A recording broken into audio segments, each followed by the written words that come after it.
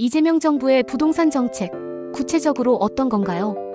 이재명 정부는 부동산 정책에서 세금으로 집값을 잡지 않겠다는 방침이에요. 대신 공급을 늘리고 대출을 규제하는 것에 초점을 맞추고 있죠. 공급 늘리기 정부나 기업이 놀리고 있는 땅을 주거용이나 업무용으로 바꾸고 재건축 재개발을 할 때 공공성을 강화하는 조건으로 용적률을 높여주는 방안을 추진하고 있어요. 9월 초에는 더 자세한 공급 대책이 나올 예정이고요. 대출 규제 연끌 대출을 막아서 가계부채를 관리하고 집값을 안정시키려 하고 있어요. 예를 들어 수도권이나 규제 지역에서는 주택담보대출 한도를 6억 원으로 제한하고 만기도 30년 안으로 정해놨습니다. 세금 정책 문제인 정부와는 다르게 아직까지 다주택자에게 보유세나 양도세를 더 올리지는 않았어요. 하지만 만약 공급 대책이 효과가 없으면 세금 같은 다른 수단을 쓸 수도 있다고 대통령실에서 밝혔습니다. 그럼 앞으로 부동산 시장은 어떻게 될까요? 전문가들은 이 정책들로 인해 시장이 지역별로 다르게 움직일 거라고 예측하고 있어요. 서울 및 수도권, 서울 강남 등 고가 아파트 대출 규제 영향을 덜 받기 때문에 집값 상승세가 계속될 가능성이 높아요. 워낙 수요가 많고 공급은 부족해서 돈 있는 사람들이 계속 고가 아파트를 사려고 할 거거든요. 서울 외곽 및 수도권 중저가 아파트.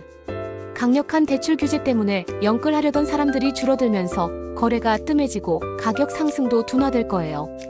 대출을 꼭 받아야 하는 집들은 한동안 눈치만 보는 분위기가 될 것 같습니다.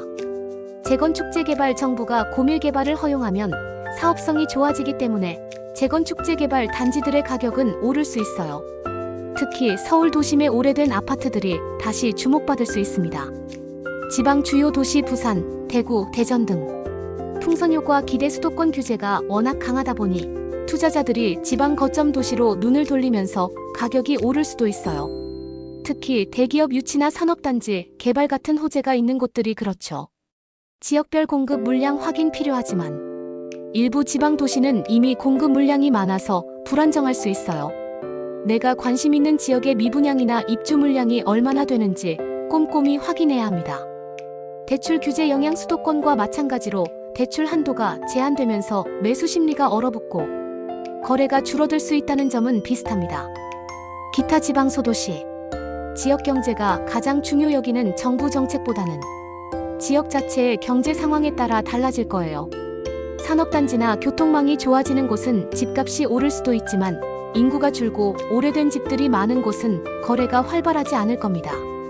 한마디로 정리하면 이재명 정부의 정책은 서울의 중저가 아파트나 지방, 주요 도시의 투자 심리를 잠시 위축시킬 수 있지만 서울 도심의 고가 아파트나 재건축 재개발 시장은 상승 압력을 계속 받을 것 같아요. 9월에 나올 공급 대책이 또 시장에 큰 영향을 줄 수 있으니 지켜봐야 합니다.